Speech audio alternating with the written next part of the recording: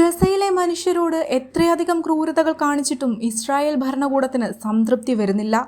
അസഹനീയമായ പട്ടിണിയും പകർച്ചവ്യാധികളും കൊണ്ട് വലയുന്ന ഒരു ജനതയ്ക്കു നേരെ വീണ്ടും വീണ്ടും ഇസ്രായേൽ ഭരണകൂടം ആക്രമണം അഴിച്ചുവിടുകയാണ്.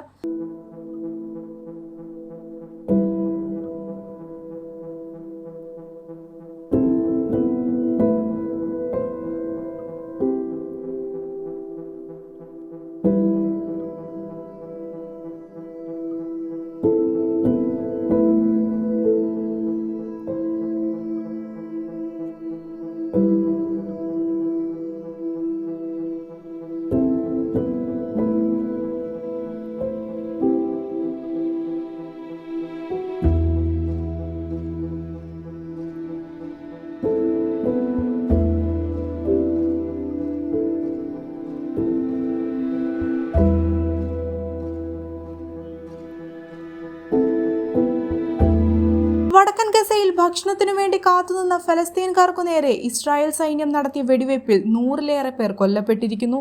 750-ലേറെ പേർക്ക് പരിക്കേറ്റിട്ടുണ്ട്. വടക്കൻ ഗസയിൽ മനുഷ്യർ അതിരൂക്ഷമായ പട്ടിണിയിലാണ്. മൃഗങ്ങൾക്ക് കൊടുക്കുന്ന കാലിത്തീറ്റ കഴിച്ചാണിവർ ജീവൻ നിലനിർത്തുന്നതെന്ന വാർത്ത പുറത്തുവരുന്നതിനിടെയാണ് ഭക്ഷണം കാത്തു നിൽക്കുന്ന ഈ മനുഷ്യരോട് ഇത്രയധികം ക്രൂരത. ആയിരക്കണക്കിന് പേരാണ് ഭക്ഷണം വാങ്ങാനായി ലോറികൾക്ക് മുന്നിൽ തടിച്ചുകൂടിയത്. ഇസ്രായേൽ സൈന്യം വെടിയുതിർത്തപ്പോൾ ലോറികൾ മുന്നോട്ടെടുക്കുകയും ജനങ്ങൾ പരിഭ്രാന്തരായി ചിതറിയോടുകയും ചെയ്തത് ദുരന്തത്തിന്റെ തീവ്രത വർദ്ധിപ്പിച്ചു. ഭക്ഷണവുമായി എത്തിയ ട്രക്കിലാണ് ഭക്ഷണത്തിനായി കാത്തുനിന്നവരുടെ മൃതദേഹങ്ങൾ ആശുപത്രിയിലേക്ക് മാറ്റിയതെന്നും റിപ്പോർട്ടുകൾ പറയുന്നു. ജനക്കൂട്ടം ഭക്ഷണ സാധനങ്ങൾ കൊള്ളയടിക്കാൻ ശ്രമിക്കുകയായിരുന്നുവെന്നും ഇവർക്ക് വാർണിംഗ് ഫയർ നൽകുക മാത്രമാണ് സൈന്യം ചെയ്തതെന്നും ഇസ്രായേൽ സൈനിക വക്താവ് ന്യായീകരിക്കുന്നു. ഗസയിൽ ഇതുവരെ കൊല്ലപ്പെട്ടവരുടെ എണ്ണം 30,000 കടന്നു.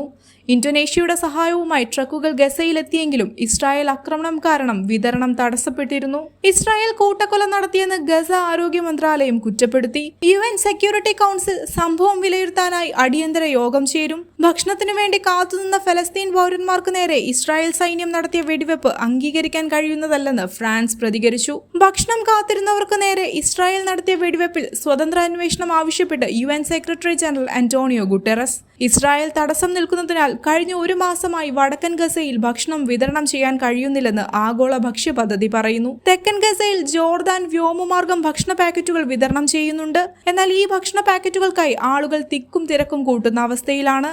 ഇസ്രായേലിന്റെ യുദ്ധ ടാങ്കുകൾക്ക് സമീപത്തേക്കാണ് ദുരിതാശ്വാസ സാധനങ്ങളുമായി ട്രക്കുകൾ എത്തിയതെന്നും ആയിരക്കണക്കിന് ആളുകൾ അങ്ങോട്ട് ഓടുകയായിരുന്നുവെന്നും കണ്ടുനിന്നവർ പറയുന്നു.